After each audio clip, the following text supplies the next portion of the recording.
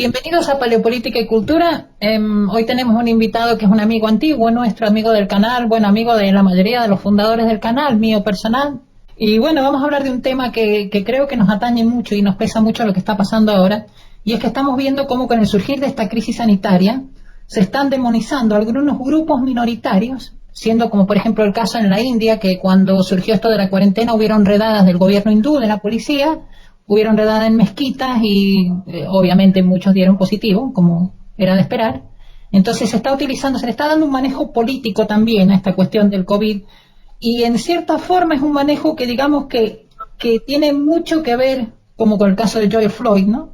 Tiene mucho que ver con los problemas que están surgiendo tanto económicos como de pérdida de privacidad, dado por esta cuestión del COVID. En el caso de América se está surgiendo este problema debido a cómo afecta indirecta o directamente el COVID al problema de las minorías raciales. La crisis del COVID está acentuando más la polarización, convengamos. Además, algunos países se está quitando el derecho de privacidad. Muchos gobiernos recolectan información privada de los individuos, qué clase de información no sabemos. O sea, qué es lo que están tramando es difícil de saber. Ahora, el tema es que en el derecho internacional plantea que los derechos no son absolutos. Cuando se ven derogados por una crisis sanitaria, primero tienen que estar fijados por ley y jamás deben ir más lejos de lo necesario para afrontar la pandemia. Debería existir un balance entre lo que se quiere conseguir y los costes. Según el derecho internacional, las medidas deben ser las justas y necesarias. Si un Estado se declara incapaz de reconocer estos derechos, lo debe hacer por ley y explicar por qué, y declarar ante los demás países este desafortunado hecho. El problema es que de forma empírica y a lo largo de la historia todas estas medidas exceden el tiempo de duración de la crisis sanitaria y se quedan más tiempo de lo necesario, dando como resultado posteriormente un caos político y económico, ¿no? Más que nada ese sería el tema de debate, porque si tomamos en cuenta que los casos de COVID están siendo ahora mismo más altos para las minorías en países como Estados Unidos y el Reino Unido, ¿cuánto va a tardar en resurgir un miedo en las mayorías por este factor? En el Reino Unido, donde el 14% de la población pertenece a minorías, los casos de COVID son 35% del total. Esto afecta a la mayor parte de empleados de la salud, en el caso de Inglaterra. La pregunta ahí también sería, ¿qué clase de medidas pueden tomar los gobiernos que no creen repercusiones negativas a futuro? Otro problema es la disrupción laboral. De los 30 millones de nuevos desempleados en Estados Unidos después del estallido de la crisis, 2/3 partes pertenecen a minorías étnicas, donde solo el 15% de la población pertenece a estas. Problema de hacinamiento, de mala alimentación. Por otro lado está el evidente problema que enfrenta ahora toda mujer que quiere dar a luz en estas circunstancias. En Estados Unidos, 9 veces más mujeres afroamericanas o latinas mueren al dar a luz que sus compatriotas de raza blanca en esta era COVID. Y para concluir, hay otro problema colateral y es de la disrupción del sistema judicial, algo que muchos países, muchos peces gordos de la política, están aprovechando para servirse de lo que quieran. Como quien dice, exprópiese. Esto más o menos sería en resumen, Manuel, la idea de lo que quería hablar contigo hoy. Y como sé que eres una persona que entiende mucho este tema de la sociología, de cómo funciona el tema de, por ejemplo, cómo va a afectar incluso en un momento dado el tema político, la política, el tema del gap que se va a agrandar con el COVID y todos estos factores. El gap, o sea, la brecha entre los distintos grupos étnicos a la hora de valorar determinados indicadores sociales, es obvio que generalmente las crisis suelen afectar más a unos que a otros, ¿no? O sea, pasó con la recesión económica de 2008, pasará también con la derivada del COVID-19. Antes que nada, expresar mi acuerdo con buena parte de lo que has dicho, sobre todo con el tema de que muchas veces las medidas se toman demasiado a la ligera y quizás no se tiene en cuenta el efecto de las mismas en la política económica del país. Pues por ejemplo aquí en Europa hemos visto cómo quizás países que han tomado medidas mucho más ligeras al principio han salido mejor parados que aquellos que las han tomado tarde y que las han tomado pues de manera excesiva, pues tal como puede ser a lo mejor el caso de España o el caso de Italia, ¿no?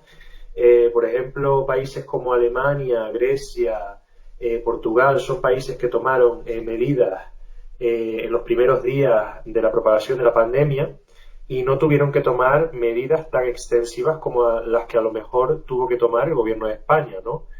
pues aquí en España estamos saliendo ahora mismo de un confinamiento masivo que ha durado buena parte de 2 meses. En Portugal o en Grecia no ha sido necesario tomar estas medidas, al igual que tampoco han sido necesarias pues, a lo mejor en Alemania. Y pues estos países han salido bastante bien librados si se les compara con España o Italia y también con Reino Unido, ¿no? Pues por ejemplo Reino Unido tenía todos los ingredientes para ser un éxito contra la lucha del COVID, porque si se lo compara pues con otros países como Taiwán, Hong Kong o Corea del Sur, es un país que está bastante aislado y que podría haberse aislado de la epidemia. No tomaron medidas en los primeros días de la misma, sino más bien dejaron que la pandemia siguiera su curso.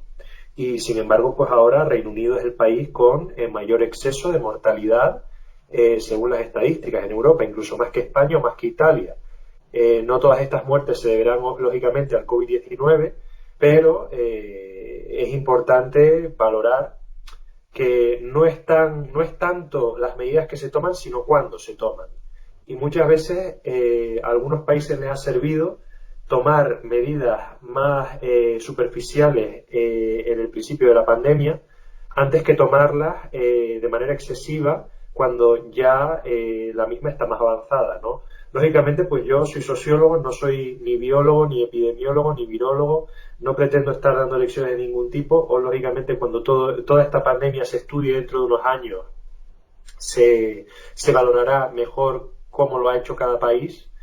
Pero francamente, lo digo, yo creo que hay países que han tomado medidas muy excesivas, muy invasivas en lo que viene siendo los derechos de la privacidad. El derecho de protesta también se ha visto muchas veces quizás limitado, y yo creo que bueno, esto habrá que valorarlo de aquí a unos años, ver cómo ha actuado cada país, cómo ha actuado cada gobierno, pero no ha sido el país que más medidas más duras ha tomado el que necesariamente ha capeado el temporal mejor. Luego también, a ver, la situación que yo describo es la europea, ¿no? O sea, lógicamente, pues como ya te comentaba antes, Daniela, yo el otro día hablando con una amiga que es mexicana, ella me dijo que el hecho de que nosotros los europeos podamos permitirnos estar 2 meses en casa es un privilegio del primer mundo, porque no en regiones como América Latina, como África o como Asia, la gente no se puede permitir quedarse en casa porque es eso o morirse de hambre, ¿no? Y convengamos que en Estados Unidos también, ¿no? La población, lo que hablábamos de las minorías, porque fíjate qué curioso, Manuel, a mí no sé si ves este paralelismo también. Yo veo mucho paralelismo entre lo que pasó en Chile en octubre con lo que está pasando en Estados Unidos ahora. ¿Te refieres? Sí, todo el estallido social, como dicen, ¿no? Ese estallido social tiene mucho que ver con lo que hablábamos al principio del gap, ¿no? Que si el gap se extiende, y tú fíjate que hay un economista norteamericano que ya lo he mencionado otras veces que se llama ahora no me voy a acordar el nombre, ya me va a venir, pero que él habla del gap, como que el gap en los años 30, que es igual que ahora después de la crisis del 29, de ahí surge el fascismo, surgen el montón de ideologías extremas, incluso la guerra civil española, como resultado de una crisis económica no muy distinta a la que vamos a vivir en los próximos años. Entonces también ahí está ese factor, ¿no? El factor económico que en cierta forma es lo que está presionando para que surjan un lumpen, digamos, una especie de nuevo lumpen proletarian en muchos lugares del mundo. Bueno, a ver, hay que tener en cuenta el fascismo. A mí, pues por ejemplo, como sociólogo no me gusta llamar fascismo a, pues por ejemplo, el populismo de derecha, ¿no? Hay gente que se obsesiona con que el populismo de derecha actual es fascismo. No, el fascismo era el fascismo clásico, el periodo entre guerras, y el fascismo es un producto de su tiempo. Todo lo que vino después, a lo mejor, pues, sus herederos podrían ser considerados neofascistas, pero no es el fascismo propiamente dicho.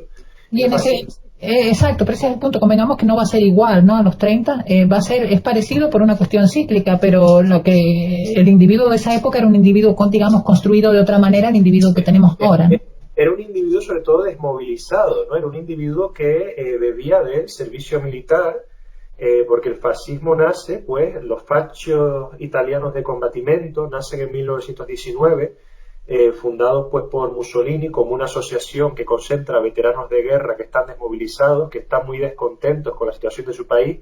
El fascismo, pues como muchos de nuestros oyentes sabrán, nació como un movimiento bastante a la izquierda. Mussolini pertenecía a esa facción del socialismo italiano bastante radical, bastante violenta, que había querido participar en la Primera Guerra Mundial, o sea, era un socialista intervencionista. Yo pues recomiendo a nuestros oyentes, a quienes nos estén escuchando, la lectura del libro M, el hijo del siglo, de Antonio Scurati, que es un periodista italiano. Yo me la estoy leyendo y es un libro clarificador para conocer lo que es el origen del fascismo de entreguerras.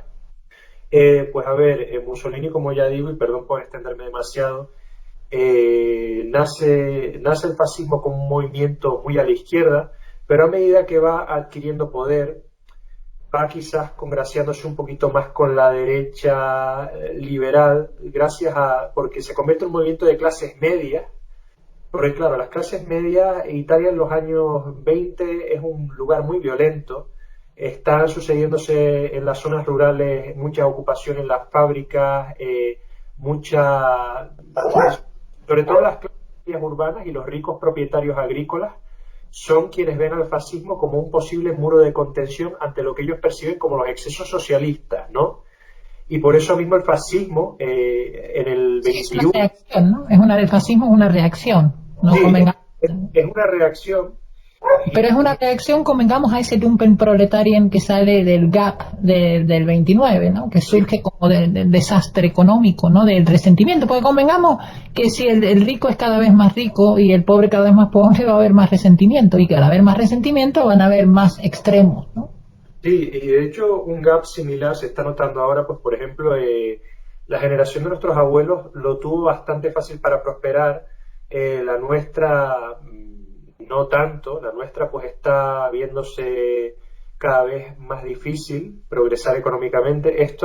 Hay un coronel español, el coronel Pedro Baños, que imagino que muchos de nuestros oyentes lo conocerán, aunque sea de oídas, que él dice que el mundo del mañana va a quedar dividido en tres clases, ¿no? Una de ricos que cada vez van a concentrar más poderío económico, una clase media cada vez más holgada que va a tener que hacer malabares para poder mantenerse en su posición actual, y después una gran masa de gente desamparada que va a tener que depender del Estado sí o sí para poder sobrevivir. Y más le conviene al Estado poder mantener esas prebendas, porque el día en el que se acaben van a rodar cabezas. O sea, yo con esto soy muy crítico con muchos en la derecha que hablan de la paguica. A ver, el socialismo no da paguicas para comprar votos, da paguicas para evitar que les corten la cabeza. Los propios liberales decimonónicos se dieron cuenta de ello. O sea, en 1904, en Reino Unido, el gobierno liberal empieza a cometer reformas para poder otorgar más ayuda a los trabajadores y a los desamparados, ¿no? O sea, ya en 1870, a raíz de los eventos de la Comuna de París, pues bueno, los gobiernos liberales del Estado liberal de Europa continental y en la Europa de Reino Unido, en la anglosajona, se dan cuenta de que es posible que los obreros se rebelen, que se levanten, y por lo tanto quizás es darle, aunque sea algo, ¿no? Para que mejore su situación, ¿no? Y entonces, de hecho, en el gobierno liberal de 1904, el que empieza a cometer todas estas reformas grandes, porque hubo una gran infinidad de leyes, de legislación, para así poder ayudar a la gente que estaba desamparada y así pues fomentar la educación pública. Pues todo esto fue por eso, por los gobiernos liberales. Y había un jovencísimo Winston Churchill, que era un tránsfuga de los conservadores en este gobierno liberal, ¿no? Esto no significa que estos liberales fueran socialistas en el armario, sino más bien ellos veían a los pobres con ese paternalismo que muchos ricos de su época tenían, ¿no? O sea, pues los pobres son pobres, habrá que ayudarles, ¿no? A que estén mejor. La nobleza obliga, ¿no? Muchos de ellos, pues... Convengamos que era mucho mejor que hacerles una especie de discriminación positiva, ¿no? En cierta forma mantenían un cierto grado de... Aunque también a veces, por supuesto, se pasaban, había de todo, ¿no? Pero mantenían un cierto grado de orden dentro de su... Ese era el objetivo de los liberales del siglo XIX y principios del XX a la hora de acometer todas estas reformas sociales. No era el objetivo de que las cosas cambiaran. Ellos no hicieron estas reformas sociales que hoy por hoy podrían ser tildadas de socialdemócratas. Ellos no la hicieron para adelantar la revolución, lo hicieron para evitarla. Pero también tuvo como resultado, que en eso tienen razón muchos de los libertarios cuando critican de que también tuvo como resultado, es que eso Thomas Sowell habla mucho de eso, tuvo como resultado una especie de retroceso en lo que era el deseo de progresar. Por ejemplo, cuando él habla de las minorías étnicas en América, dice que hasta que cuando se introdujo el welfare state, de golpe se perdió la iniciativa que tenía la generación anterior de prosperar, ¿no? O sea, se creó como todo, porque convengamos que todo al final es cierto lo que dice el taoísmo, ¿no? Que a veces todo lo que los gobiernos no tienen en cuenta que por una acción que toman, que creen que va a ser positiva, vaya a dar como resultado todas reacciones positivas después. O sea, siempre va a haber un bueno con malo, como dicen en Oriente, ¿no? Thomas Sowell es un hombre, un académico a que yo respeto mucho. O sea, vaya por delante, yo lo admiro muchísimo, la verdad, lo considero una de las grandes figuras del libertarismo. Aunque yo quizás me haya movido un poquito más a la izquierda de mi posición libertaria, quizás a día de hoy pues soy un poco más socioliberal más que otra cosa. Que eres el más de izquierda de la pandilla. Yo diría que soy el más, o sea, cuando me llevan a algún programa LGBT soy la cuota de derechas, y cuando me llevan a alguno de libertarios soy la cuota de izquierdas, ¿no? Claro. Pues entonces, a ver, Thomas Sowell es un hombre que yo respeto mucho, y le voy a dar la razón en algo, que es que a partir de los años 60, yo no sé si será coincidencia de que se introdujera quizás el welfare state, pero a partir de los años 60 la estructura familiar afroamericana se degrada de una manera brutal. O sea, a partir de los años 60 en adelante es cuando empieza a ser un problema dentro de la comunidad afroamericana el tema de la ilegitimidad de los hijos fuera del matrimonio, de las madres solteras, de los padres ausentes. Empieza a ser también tiene mucho que ver ahí el avance de la sociedad consumista también tiene que ver, o sea, yo no o sea, quería... que se abandonan, por ejemplo, los pueblos originales, se van a las grandes ciudades. Esto se ve mucho en África, por ejemplo.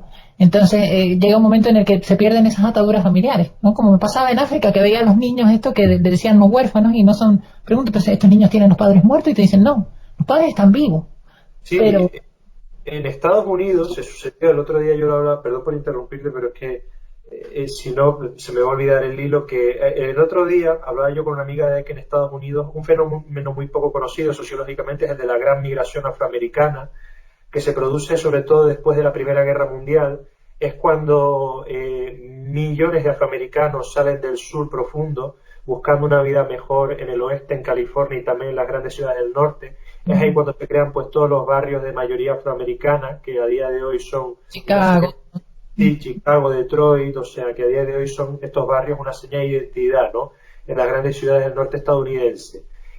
Pues eso, se sucede la primera fase de la gran migración afroamericana a partir de 1918, cuando termina la Primera Guerra Mundial, y después otra segunda fase en los años 60, cuando ya en todos los estados pues se permite el matrimonio interracial, cuando ya los actos federales contra la discriminación permiten que ningún estado pueda discriminar. Y entonces a día de hoy hay una migración de vuelta, ¿no?, de muchos afroamericanos que van desde el norte al sur, pero generalmente a día de hoy viven menos afroamericanos en el sur que en el siglo XIX. ¿Por qué es eso? Porque se sucedieron grandes oleadas migratorias, ¿no? Y bueno, eso tiene que ver con lo que tú dices, ¿no? Todos esos afroamericanos, esos padres y esas madres que emigran del sur a la primera mitad de los Estados Unidos buscando una vida mejor, que muchas veces dejan a los hijos o a la esposa en las tierras del sur, ¿no? De la desestructuración familiar afroamericana, ¿no? Hace poco leí un artículo en el New York Times de que a los afroamericanos de posición más opulenta, más adinerada, les es mucho más difícil mantener esta posición que a los eurodescendientes, que a los norteamericanos blancos. En cambio, a las mujeres afroamericanas que se crían en entornos opulentos o adinerados, no. O sea, las mujeres afroamericanas mantienen su nivel social, y de hecho esto es similar a las blancas norteamericanas. En cambio, los hombres afroamericanos lo tienen mucho más difícil para mantener este nivel, y entonces el New York Times, el artículo, tengo que citarlo, ahora mismo no me acuerdo pero está muy interesante. El New York Times lo que aludía era a lo mejor a que aquellos hombres afroamericanos que se crían con una figura paterna que no necesariamente tiene que ser la suya, sino que puede ser la de un compañero, la de algún amigo, la de algún vecino, aquellos hombres afroamericanos que se crían con un referente masculino cercano, es posible que tengan una mayor posibilidad de mantener ese nivel de vida que aquellos que no lo tienen. Esto pues a lo mejor quizás casa un poquito con las teorías de Thomas Sowell. Yo insisto, tengo que citarles el artículo está muy interesante y yo todo lo que he dicho es muy resumido. Puede que no sea exactamente así, pero a bote pronto es lo que resumía el artículo, ¿no? Que aquellos afroamericanos que tenían una figura paterna o familiar más cercana en el vecindario o en sus amistades, tenían una mayor posibilidad, una mayor probabilidad de mantener su nivel social que aquellos que no la tenían. Esta diferencia era solo para los hombres. Para las mujeres, insisto, no había diferencia alguna. Yo te voy a decir sinceramente, Manuel, yo tengo un problema con lo que es la discriminación positiva, porque es fijo que es discriminación al fin. Por ejemplo, hoy hablaba de la cuestión esta, el hecho del welfare state, que sea para la mayoría, para una minoría racial, te está implicando ya una discriminación en sí. Hay mucho de esto. Como por ejemplo, hoy veía un caso muy interesante de esto de la discriminación positiva, como lo del tema de decir afrodescendiente, es algo que a los negros en Estados Unidos les molesta, porque ellos se consideran, no quieren ese uso de términos, como nadie quiere que les señalen, ¿no? Dice, es como una cuestión de continuar el estigma, ¿no? Que mucho del problema que yo veo en esto de la discriminación positiva es eso, ¿no? Que es una especie de perpetuación del estigma intentando borrar lo malo, digamos, o lo que consideraba la gente que era malo. O sea, estás machacando, como quien dice, sobre el tema, ¿no? Puede que lo sea. A ver, la discriminación positiva no es exclusiva de Occidente. Por ejemplo, en India hay también discriminación positiva con el tema de las castas o de las tribus indígenas. Cada uno de estos grupos, por ejemplo, tiene asignado un porcentaje determinado de asientos en lo que viene siendo el funcionariado público, ¿no? Esto es así desde la independencia de la India en 1947. Pero en cambio en Estados Unidos muchas veces la discriminación positiva corresponde sobre todo a entidades privadas, ¿no? Pues por ejemplo el tema de las universidades. En las universidades privadas, pues de la Ivy League, mucha de la discriminación positiva es aplicada por la institución misma, ¿no? Que a lo mejor no debería de ser legal, quizás no es legal, pero bueno, una institución que aplica esta discriminación positiva de facto, que no la aplique de jure, ¿no? Pues por ejemplo, esto supuso... Por mí misma, ¿no? Que te den una beca por ser mujer, luego te entra el cuestionamiento, ¿no? Realmente, yo lo que quiero es que me lo den porque valgo. Entonces también ahí se plantea el problema del individuo contra el estigma, que es lo que te decía, que en cierta manera perpetúa esta cuestión de la discriminación positiva, ¿no? Hombre, habrá gente que efectivamente se sienta ofendida por el tema de la discriminación positiva, porque habrá gente que considera que es una perpetuación además de una dependencia, una manera de comprar quizás políticamente a ciertos grupos, ¿no? O sea, aquí pues se aplicaría quizás el término de que las ayudas son comprar votos. Yo no creo que esto sea así necesariamente, yo creo que es todo un tema mucho más complejo, pero entiendo que haya gente que se resista al tema de las ayudas y de hecho lo veo hasta loable, que haya gente que considere que no necesita ayudas institucionales para poder sobrevivir. No es un caso general, pero considero, ya insisto, loable, que haya gente que quiera progresar sin este tipo de ayudas.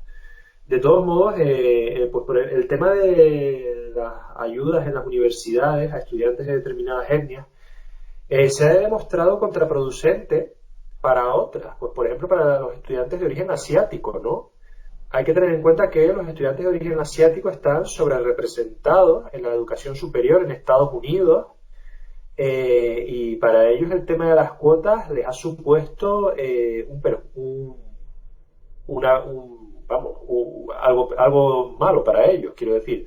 Les ha supuesto a ellos una desventaja, porque al estar sobrerepresentados y al querer quizás la institución tener más estudiantes de origen africano o hispanoamericano, pues muchas veces esto ha sido en detrimento de los estudiantes de origen asiático, que sí han pasado las pruebas de admisión con una nota extremadamente alta. Y de hecho esto, insisto, fue una controversia hace algunos años de varios estudiantes asiáticos que se quejaron al respecto. Y de hecho había estudiantes de origen multirracial, asiático y otros orígenes, que se hacían pasar, por ejemplo, por blancos, ¿no? Para que así les pudieran admitir en la universidad. Esto es una cosa que ya digo, da para mucho, ¿no? El tema de hubo un caso en Inglaterra de un policía, de un chico que estaba estudiando para ser policía, y no le dieron el cupo porque necesitaban un chico que fuera gay y el chico no era gay y le hizo juicio y lo ganó al juicio. Pues no conozco nada de este caso. Si puedes pasarme la fuente te lo agradecería, porque yo te digo, anonadado me quedo la verdad, y vamos, no. Es que sí, también es una cuestión de invasión de la privacidad, que es lo que pasa también en Estados Unidos, que es una cosa molesta, y en Inglaterra igual, que cuando tú vas a solicitar un trabajo tengas que poner de qué raza eres. ¿Qué raza es usted? ¿Caucásico? ¿Africano? Tienes todo, tienes que poner tic. Y eso es molesto. Por lo menos porque ya empiezan ya a ponerte una etiqueta, digamos, ¿no? Es igual que el LGBTismo. O sea, ya tienen que llevar una etiqueta, ¿no? Yo no soy yo soy mi orientación sexual o mi lo que sea. Entonces como que cedes, Es ya molesto empiezas a ser que parte de lo que es tu vida privada, ¿no? Que en cierta forma esto es lo que peligra con el COVID, ¿no? Como que estas leyes, como si ahora van a decir, está bien espiar a la gente porque están enfermos de COVID, bueno, dentro de 10 años vamos a perseguir a los gays, pues, y te van a espiar por ser gay. Entonces, este tipo de fenómeno en Corea ya está pasando esto, con lo que pasó con el contagio de los gays en el bar, de supuesto. O eh, sea, dímelo. sí, no, perdón, yo perdón que te estoy interrumpiendo todo el rato, Daniela. No, me explayé, sigue tú. Los oyentes, a ver, lo de la discriminación pasa también dentro de la propia comunidad, ¿no? Pues en el tema de la comunidad LGBTI, pues por ejemplo, hace poco hubo un caso de discriminación, pues de un hombre trans que tenía genitales vagina, ¿no? Tenía genitales considerados femeninos. Un hombre trans fue a una sauna gay y bueno, pues cuando un señor que estaba ahí se dio cuenta de que aquel hombre tenía vagina, pues se lo dijo al encargado, el encargado echó al hombre trans y aquello derivó pues en una controversia tremendamente grande, ¿no? Dentro de la comunidad. O sea, la discriminación está dentro de la propia comunidad, ¿no? O sea, no es algo que... Existe también el racismo entre minorías, ¿no? El racismo no es una cosa solo que vaya de blancos hacia otras etnias o razas, ¿no? El racismo también existe entre minorías. Existe, pues, por ejemplo, casos de racismo en Asia contra los inmigrantes africanos. En China, pues, se ha visto en los últimos meses. Existe, pues, también racismo en Hispanoamérica. Pues, por ejemplo, hay desde la gente que es blanca en Hispanoamérica hasta la gente que puede ser de origen indígena o de origen afrodescendiente. Bueno, tú eres hispanoamericana, lo sabes mejor que yo, no te tengo que decir nada nuevo. En España, pues seguimos siendo un país mayormente homogéneo en el plano étnico, que cada vez menos, y bueno, pues sí, en España hay racismo, pero bueno, es un racismo que quizás... El paralelismo que te decía que veía entre Minneapolis y Chile, ¿no? Porque el caso Catrillanca en Chile es muy parecido en cierta forma al de Floyd, ay, no me acuerdo el nombre, Floyd de apellido, el muchacho afroamericano que mataron hace unos días, el 25 de mayo. Entonces, hay paralelismos en eso, ¿no? Lo que no sé es si hay una fuerza detrás que está empujando este tipo, o sea, que hacen cosas, por ejemplo, que ya entran dentro de la idea conspiranoia, ¿no? De conspirativa. O sea, a lo mejor están haciendo, si un policía abusa, lo dejan suelto para que el lumpen proteste, o hay un juego político ahí oculto que no sabemos, puede pasar también, porque el que entiende algo de política sabe que hay una causa y un efecto detrás de todo este tipo de cosas, ¿no? Puede haberlo, y el problema es que, a ver, Estados Unidos siempre ha sido una sociedad relativamente polarizada. Esta polarización, pues bueno, ahora siempre se habla mucho del tema racial, ¿no? En Estados Unidos parece que los estadounidenses tienen un miedo terrible a hablar de la raza. Hay una novela que yo el otro día se la recomendé a nuestro amigo Raúl Ascaso, que es una novela, no, perdón, un ensayo político que es el Manifiesto Redneck, que habla, pues, por ejemplo, de que en Estados Unidos se habla mucho de la raza desde la izquierda, pero en cambio no se habla de la clase social ni desde la izquierda ni desde la derecha, ¿no? La clase social es un tema tabú en Estados Unidos. Todo el problema que hay en Estados Unidos se achaca siempre a la raza, ¿no? La discriminación racial. Pues no se habla, por ejemplo, a lo mejor de el tema de las diferencias de clases, el gap que, como ya digo, es un gap que cada vez se agranda más entre generaciones. Pues como ya te dije antes, la generación de nuestros abuelos lo tuvo bastante fácil para progresar socialmente, la nuestra pues a lo mejor no tanto. De hecho, nosotros pues no llegaremos al nivel de nuestros abuelos, nos tendremos que conformar con algo menos.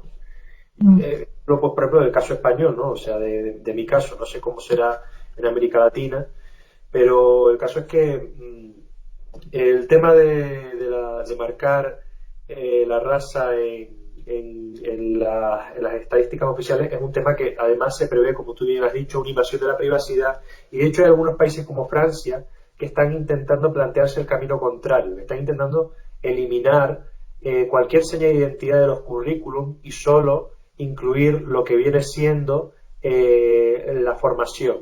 Exacto, lo cualificada que esté la persona, no si es de una raza, de otra o de un sexo de otro, ¿no?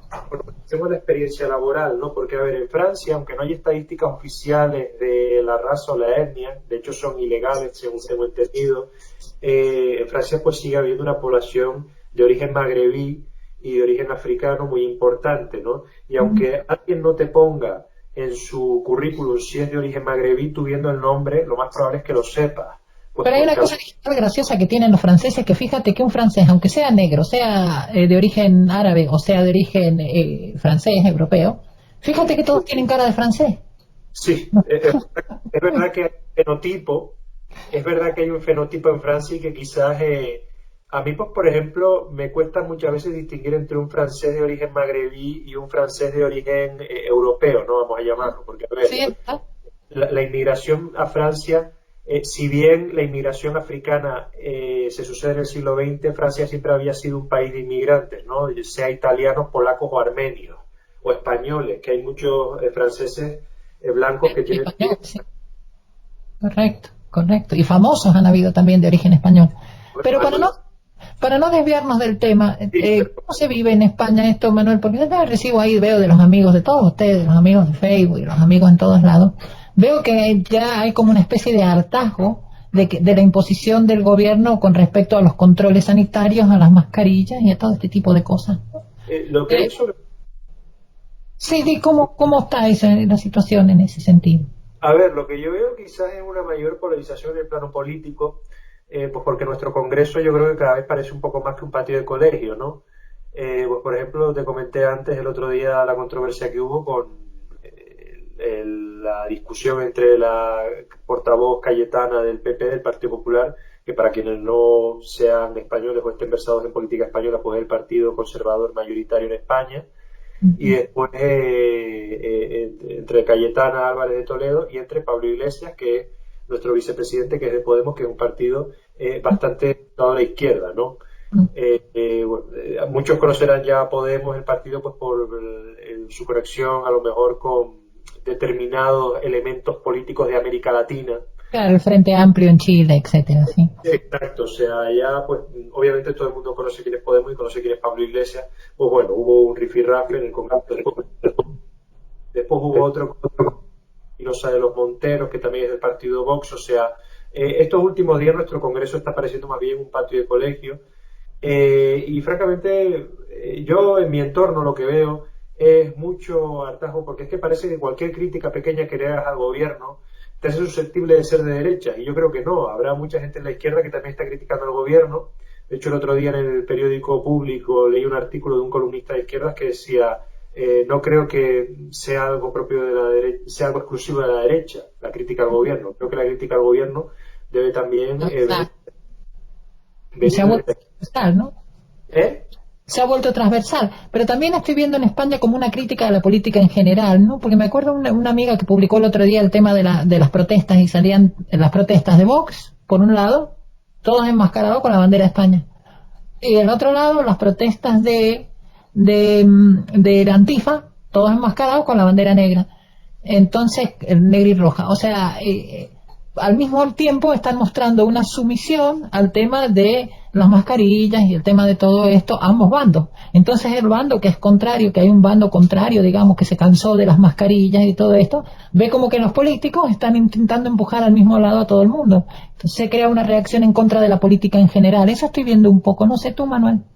Sí, a ver, el tema de la por ejemplo, se ha acusado a las protestas contra el gobierno, las caceroladas, las llamadas caceroladas, se las ha acusado pues de venir exclusivamente de la clase media alta. Yo no creo que esto sea necesariamente así, creo que también habrá gente de clase trabajadora que proteste contra el gobierno. Insisto, yo creo que estamos intentando simplificarlo todo mucho y creo que no deberíamos, ¿no? De hecho, yo diría que a medida que pasen los meses y se note bastante más el impacto económico que ha tenido la pandemia, serán más comunes las protestas contra el gobierno por parte de gente de clase trabajadora. De hecho, pues ya lo hemos visto con el tema del cierre de la Nissan, ¿no? De la planta de coches. que ha habido muchos trabajadores de la misma protestando y llamando la atención del gobierno. De todos modos, a ver, el tema de las protestas, bueno, Antifa, a ver, el tema antifascista, yo creo que se ha convertido en un término muy cargado políticamente que hace referencia a un grupúsculo de activistas de extrema izquierda, anarcocomunistas, y yo creo que en realidad antifascista pues es cualquier persona con dos dedos de frente, ¿no? Existe el antifascismo de derecha.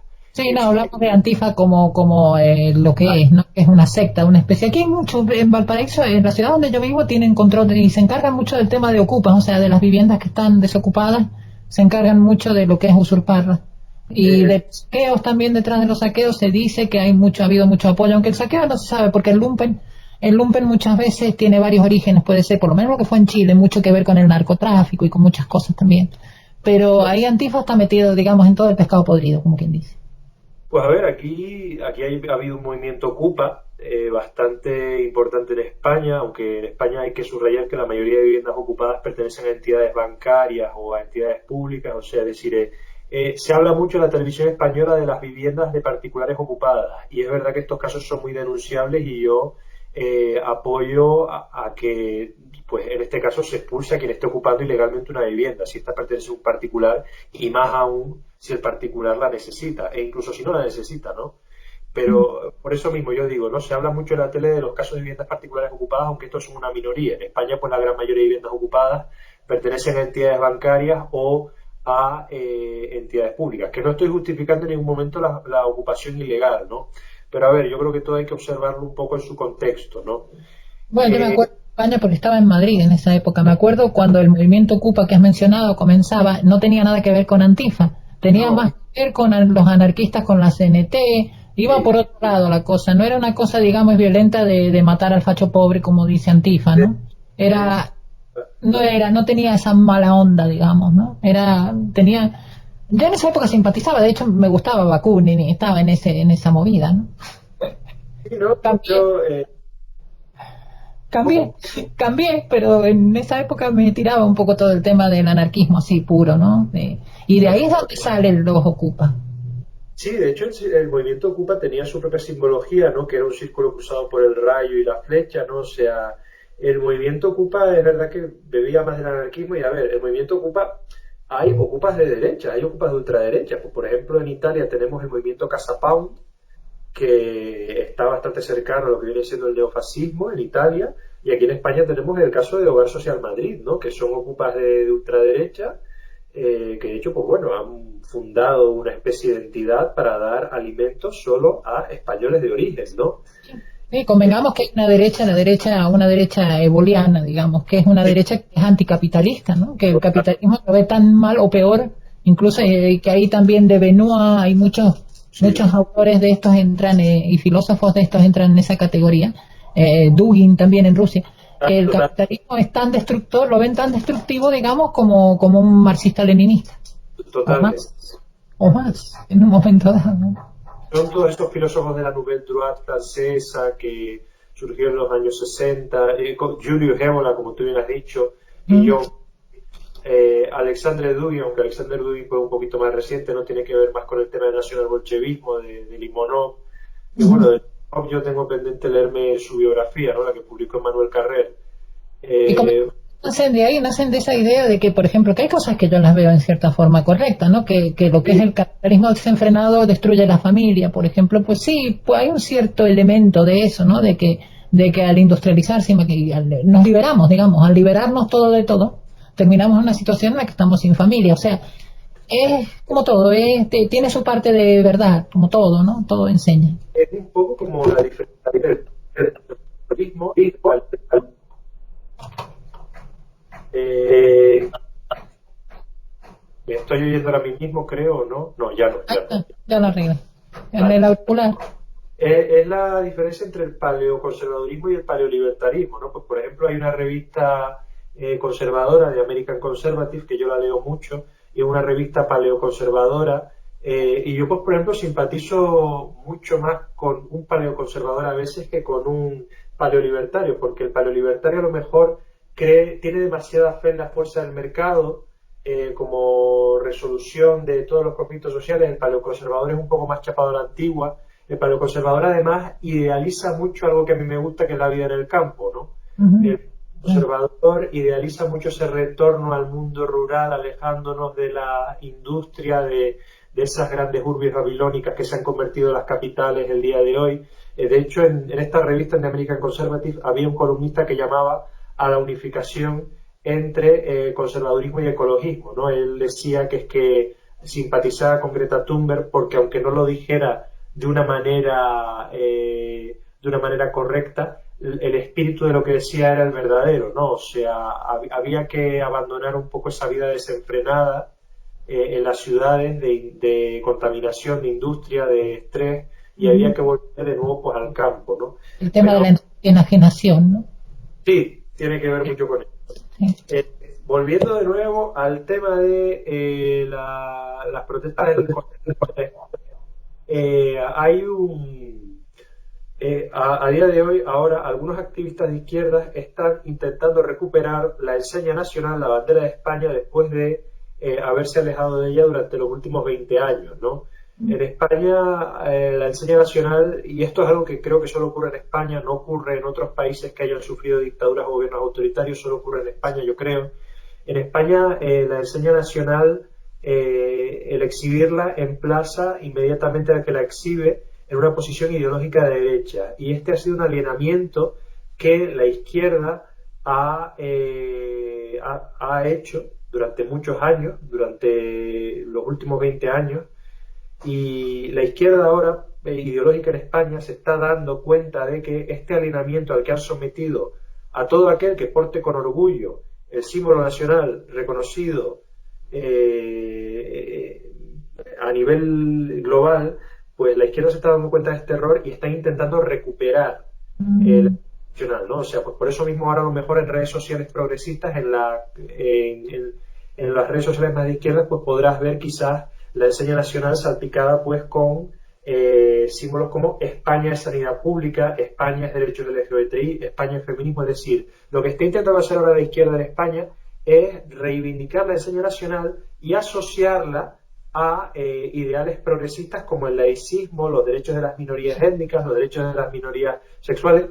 Y a ver, a mí esto me parece bien porque, a ver, yo creo que estos sí somos... Claro, eres español, o sea, ¿cómo no te va a parecer bien? Es tu bandera.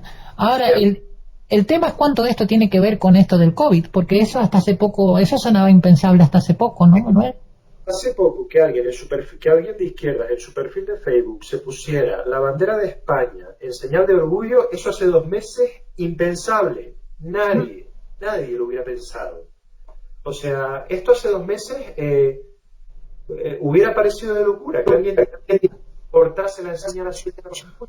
Y a ver, y yo pues por esta parte me alegro. Por esta parte me alegro de que la izquierda al menos se esté dando cuenta de este error que llevan cometiendo los últimos 20 años. Y vamos, esto pues yo creo que también es un poco el gobierno intentando pues a lo mejor salvar un poco de cara, ¿no?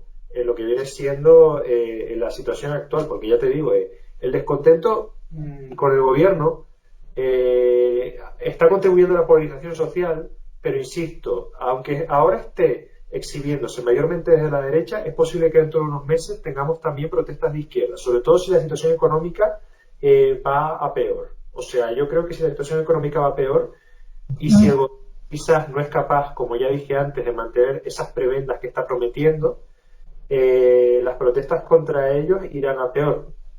Y como va a ir a peor, porque es inevitable, ¿no? O sea, tú recuerdas que cuando fue la crisis del crash el 29, y esto lo digo muchas veces, pero es cierto, cuando fue el crash el 29, la gente, o nosotros creemos que vino todas las que son esas filas de gente que les daban un bol de sopa a cada uno, que fue inmediato. No fue inmediato.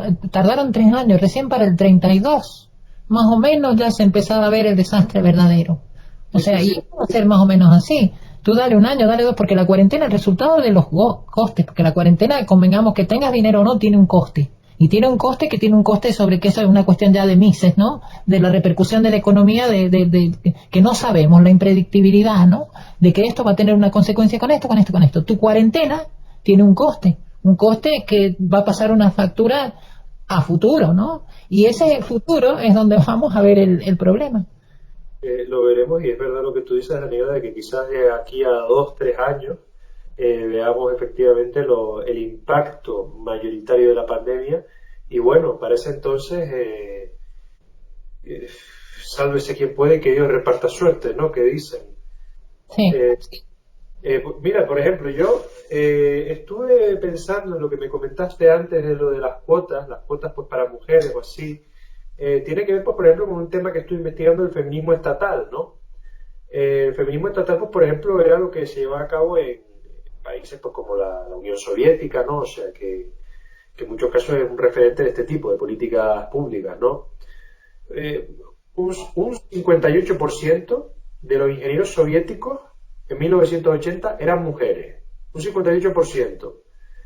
Esto era, pues ya digo, la última década de la URSS. Ya después, cuando la URSS cayó, el porcentaje de ingeniería femenina ha disminuido, pero se ha mantenido siempre alrededor de un 40%, ¿no?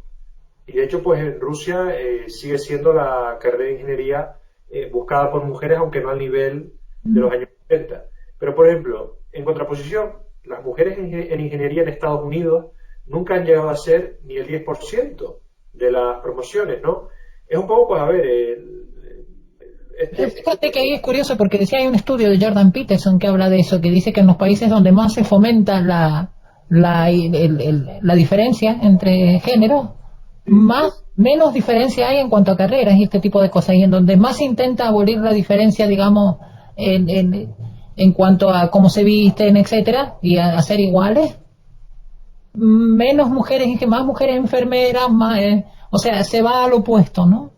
sí, sí, o sea, de todos modos, a ver, yo no estoy diciendo que esté mal. Eso es interesante porque hay gente como, por ejemplo, tú ves la vida de Valentina Tereshkova y Sí, Valentina Tereshkova se lo trabajó. A ella no le dijeron, tú por ser bonita te vamos a mandar al espacio. No, se lo trabajó, le costó, tuvo que, incluso pruebas tremendas tenían que hacer, ¿no? Para poder llegar a ser sí, seleccionados como astronautas de la Unión Soviética. hay gente que cree que no había competición en los estados socialistas. La había. Y de hecho la había, yo diría que incluso más feroz. Que, Como fracasabas, incluso en China es así, como fracasabas, mejor suicidarte, o ibas a terminar cultivando en el campo, cultivando arroz, viviendo como de la peor manera. sí, sí, por eso. O sea, dentro del socialismo también hay competencia. Hay mucha gente dentro de la izquierda o la derecha que dice que es que en el socialismo no hay competencia. No, no, hay competencia. Una competencia organizada y regulada por el Estado. Pero la hay, la Bueno, hay. también depende, Manuel, de qué socialismo, porque si hablamos del narcosocialismo hispanoamericano, no sé Bueno, si tanto. a O sea, ver, eh, que claro, no es lo mismo con Stalin, había que hacer buena letra. sí, bueno, con Stalin suerte tenías de que no te purgara.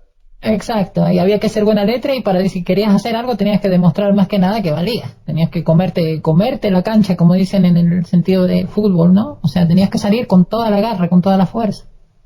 Es que, a ver, obviamente, pues a ver, hay socialismo, pues a ver, es que el socialismo mucha gente lo engloba como un todo tipo de y creo que, a ver, además se confunde mucho con lo que es marxismo, ¿no? Marxismo es una corriente del socialismo que vino a monopolizar buena parte de este movimiento desde el siglo XIX en adelante, pero el socialismo es algo previo al marxismo, ¿no? Y es algo paralelo al mismo.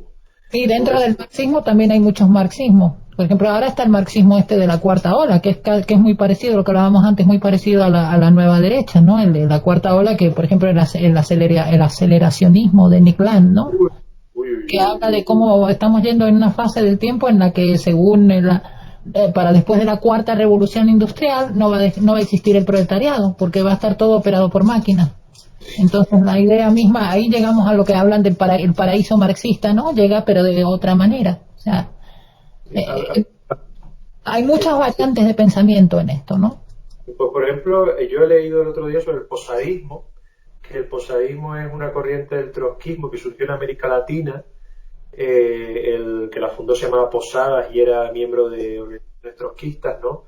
Y él decía que para que acabar con el capitalismo lo que hacía falta era una guerra nuclear, ¿no? O sea, lo que tú has dicho es aceleracionismo a tope. Que el aceleracionismo también está muy presente en lo que viene siendo el discurso ultraderecha, ¿no? Hay gente en la derecha más extrema, casi en el neofascismo, que cree que lo mejor es que la sociedad se descomponga para que así ellos en el vacío del poder puedan imponer su ideología, ¿no?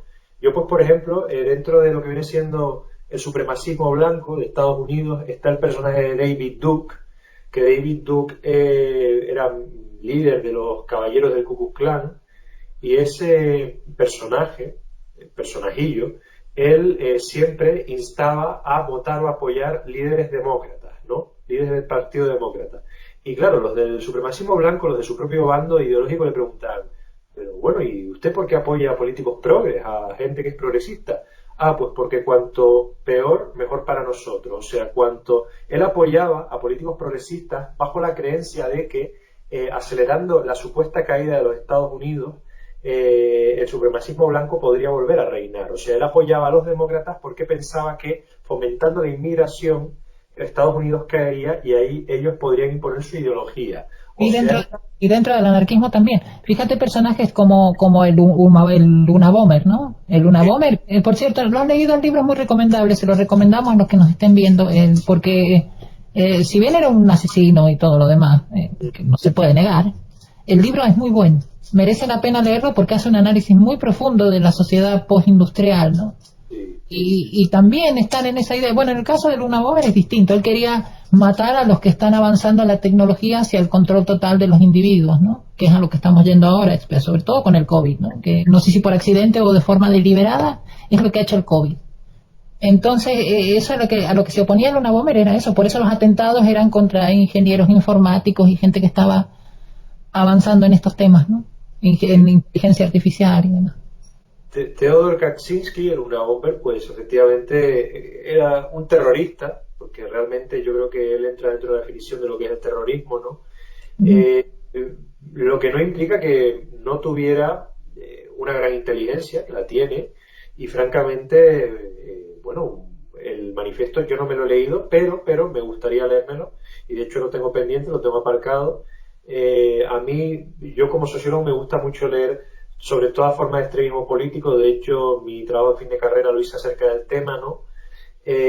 Con respecto, Daniela, con respecto a lo del control poblacional que tú estás comentando, es algo muy certero y quizás tenga mucho que ver el conchavamiento o el contubernio que determinados estados, determinados gobiernos tienen con compañías privadas, pues como Twitter o Facebook, ¿no? Pues por ejemplo, ahora mismo está apareciendo en la red el enfado de Trump con Twitter, ¿no? Porque al parecer Twitter verifica sus hechos, o sea, Twitter hace fact-checking de sus propias noticias, ¿no? Sí, censura, sí. Sí, en cambio Facebook depende de muchos observadores externos y Facebook, bueno, hasta el propio Mark Zuckerberg ha criticado a Twitter, pero claro, ¿por qué? También Facebook censura muchísimo también. Sí, todas las redes sociales censuran, pero por ejemplo, ¿por qué las redes sociales censuran? En Público, que es un diario de izquierdas, apareció un comentario al respecto que es una perspectiva en la que yo no había pensado.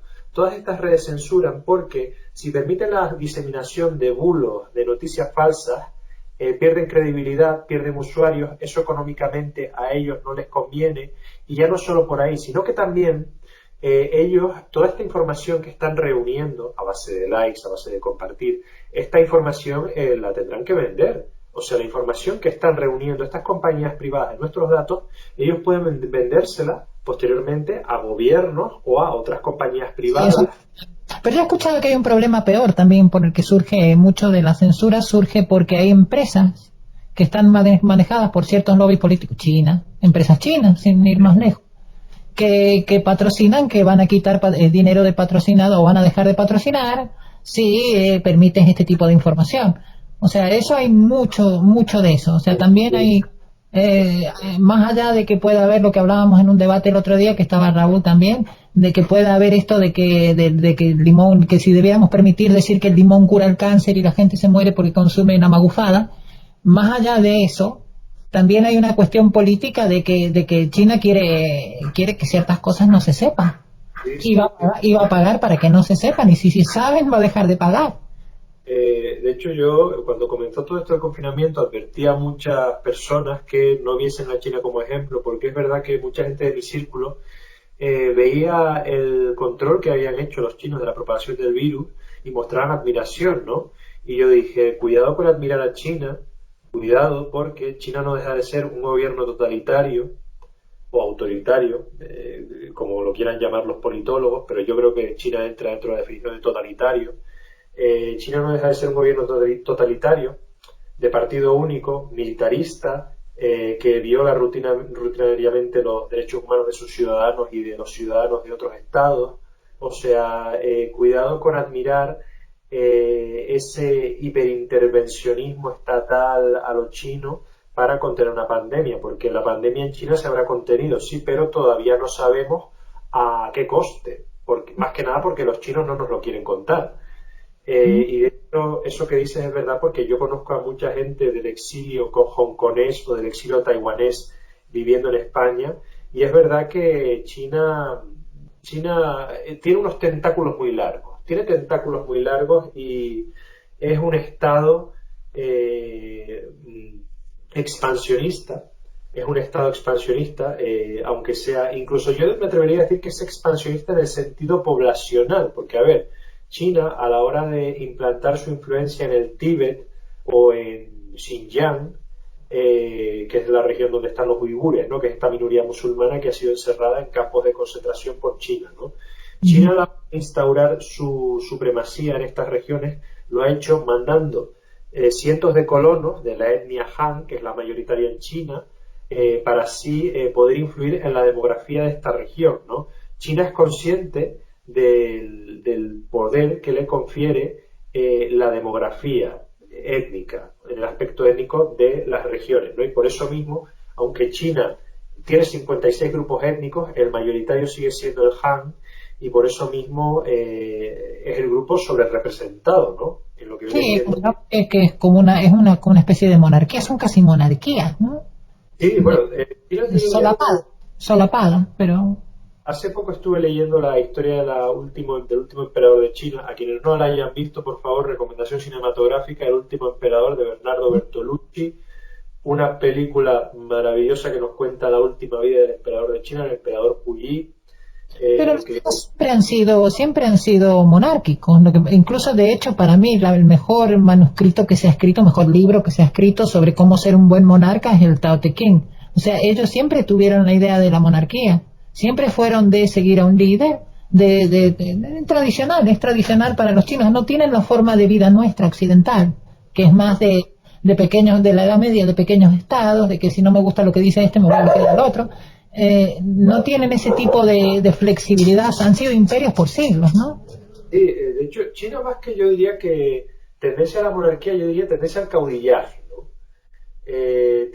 Acabó en caudillaje, porque convengamos que el Tao da instrucciones de cómo ser un líder que no actúa, o sea, va casi a lo simbólico de la idea del líder, que es lo que yo creo, por ejemplo, el monarquismo así del estilo de los locos como digamos yo y como Dalí, como muchos otros que creen en la idea de la monarquía, se basa en esa idea de que el rey no actúa, es solamente un símbolo de orden. De ahí parte el Tao, ¿no? Que dice mucho que es anarquista, es una forma de anarquismo, convengamos. Sí, a ver, bueno, existe el anarquismo monárquico, que es una ideología que yo la tengo pendiente de investigación. Debe ser un anarquismo más bien en la vía de Borges o de Tolkien, ¿no? Sí, también, si lo piensas, Ébola también va un poco por esa línea. Sí, o sea, es una ideología que yo tengo pendiente de estudio todavía, pero es un poco como dices tú, es como el rey en España. El rey, pues en España es una figura simbólica. El rey reina, pero no gobierna, ¿no? Que siempre nos han dicho desde pequeños aquí en este país. Muchos te van a decir que gracias a eso España no es Honduras, ¿no? O sea, también el símbolo de orden también es útil a la hora de como lo que hablabas de la bandera, ¿no? De tener una conciencia de identidad y de orden. Vivo en una sociedad ordenada y no, o sea, no va a haber un político que se va a robar esto el año que viene y el otro se va a robar, como es aquí Sudamérica. Sudamérica es un circo. A ver, España dentro de lo que viene siendo Europa también es uno de los países que más corrupción tiene a nivel político. Quizás pues solo se puede equiparar con nosotros Italia y las repúblicas del este de Europa, de reciente incorporación a la Unión Europea, pues hablo de Rumanía, Bulgaria. Claro, pero como España es un rey muy simbólico, no es como la reina de Inglaterra, ¿no? Que tiene algo de supervisión sobre lo que hace la casta política. El rey en España creo que no ni pincha ni corta ahí, ¿no? Es lo que hacen los políticos.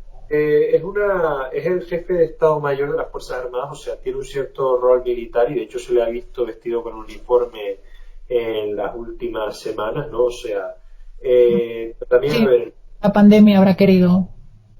sí, obviamente, pues a ver, el rey es un ser humano como todos y yo, sinceramente, pues, a ver, yo soy bastante accidentalista con respecto a la forma de gobierno que tengamos. O sea, si el pueblo decide república, yo república. Si el pueblo decide monarquía, yo monarquía. La verdad, en ese sentido yo me considero muy accidentalista. En esta y otras cuestiones, ¿no? Yo, pues, por ejemplo, creo que una república es más eficiente, pero si mis conciudadanos deciden seguir con la monarquía, yo acepto la decisión de ellos, ¿no? A mí este rey que tenemos, Felipe VI, me cae mejor que su padre, porque su padre, a ver, es una figura un tanto más controvertida. Mm. Todos los españoles o gente que conozca la monarquía española sabrá a lo que me estoy refiriendo, a ciertas cuestiones que no vale subrayar aquí. Pero es verdad que me cae bien, lo considero un rey bastante capacitado, pero a fin de cuentas no deja de tener esa cierta sombra de privilegio de que algunas personas, incluso dentro de la derecha, lo consideren un ornamento de siglos pasados, ¿no? ¿Verdad? Yo creo que el rey, pues bueno, como cualquier otro, ¿no? Pero Ya para concluir con el tema, Manuel, ¿cómo ves el tema? Ya vamos a hacer la conclusión, recordando que eso, que el tema es cómo va a afectar los derechos sociales, la crisis económica, los derechos sociales de las minorías, sí. la crisis económica bueno, económica y de enfermedad que va a traer que trae la pandemia. A ver, bueno, pues la afectación, a mí me gustaría también subrayar el tema de las protestas por la muerte de George Floyd, ¿no? O sea, el tema de la brutalidad policial yo creo que es un tema que estábamos comentando que quizás debíamos sacarlo y bueno, yo creo que para concluir me gustaría a lo mejor hacer un inciso al respecto. En Estados Unidos yo creo que existe un problema con el tema de la violencia policial, más aún que en otros países desarrollados. Quizás no llega la violencia policial al nivel de América Latina, porque en América Latina hay mucha violencia policial, bastante, se ve en Venezuela. De hecho, creo que Venezuela es uno de los países con más violencia policial que hay en el mundo.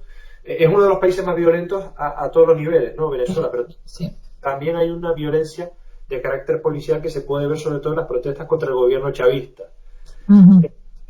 También pues Brasil es otro país con mucha violencia policial, pero Estados Unidos es una rara avis dentro de las naciones occidentales y del primer mundo, porque es, yo creo, la nación occidental con más violencia policial. Y esto se debe a una fuerte militarización que se ha hecho de la policía, que es que en Estados Unidos hay como 17.000 agencias policiales, ¿no?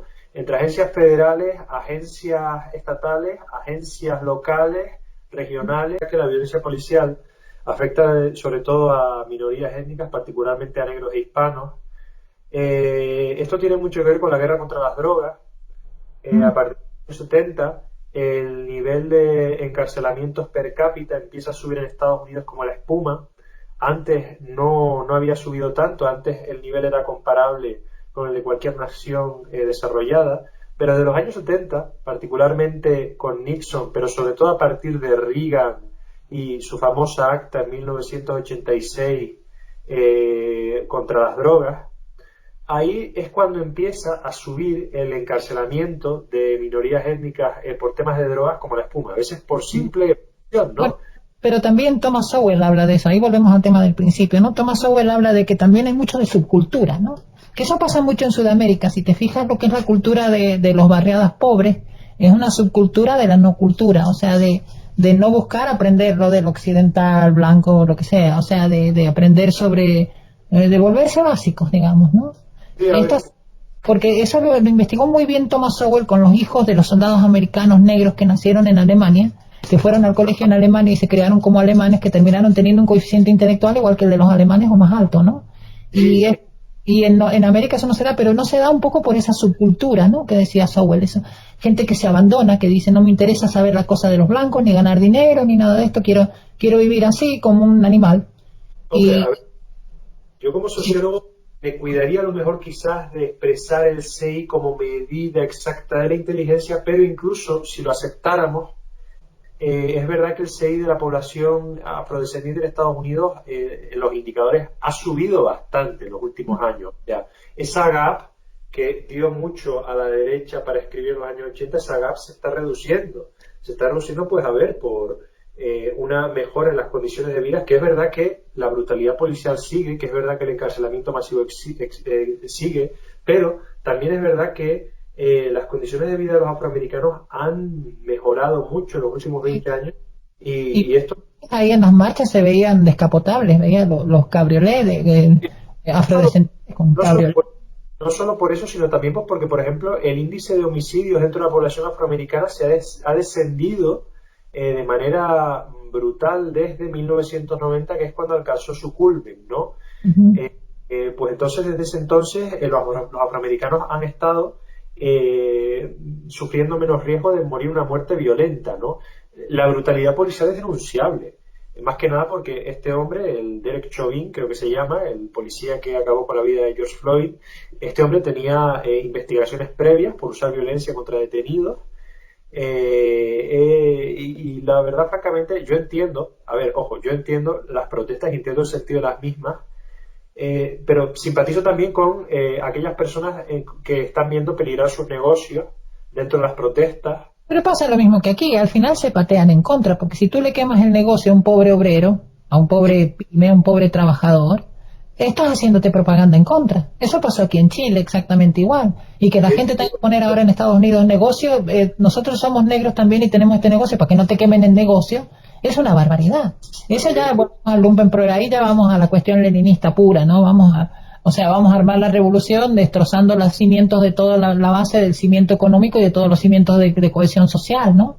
Que simpatizo yo mucho, pues, por ejemplo, con todas estas personas que he visto defendiendo sus negocios, de los disturbios, pues he visto a tenderos blancos y tenderos negros y tenderos hispanos, todos ellos juntándose, y vecinos que se están juntando para proteger sus negocios de los disturbios, que, insisto, yo entiendo el sentido de los disturbios y hasta cierto punto lo comparto, porque la brutalidad policial, y creo que desde el libertarismo se puede denunciar la brutalidad policial, pero también comprendo a aquellos que ven la necesidad de defender sus negocios con uñas y con dientes.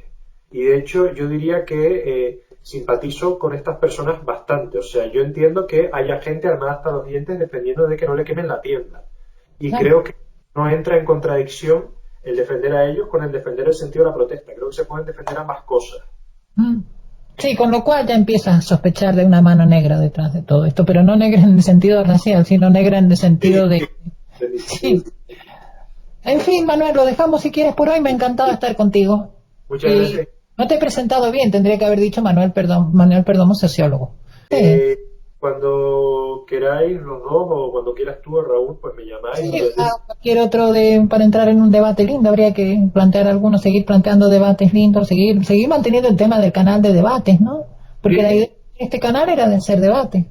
Sí, o sea, de que no pensemos igual todos, ¿no, Manuel? Porque eso es lo feo, que pensemos todos igual sería espantoso. Claro que es espantoso. Mira, de hecho, como me dijiste que querías tratar el tema de lo LGBTI, lo del feminismo, pues mira, me hice un par de apuntes. ¿Recuerdas que el debate que hicimos en los diletantes, que queríamos que hacer segunda parte, nunca la llegamos a hacer?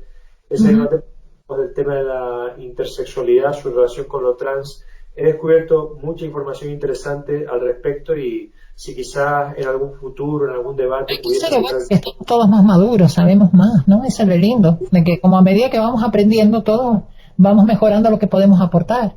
Me encanta de que digamos, ¿te acuerdas del podcast aquel? Bueno, yo ahora, incluso muchas veces dice, yo ahora no estoy de acuerdo conmigo en lo que dije ahí, ¿no? Que puede pasar también, ¿no? Puede pasar que es algo que te hace cambiar de idea.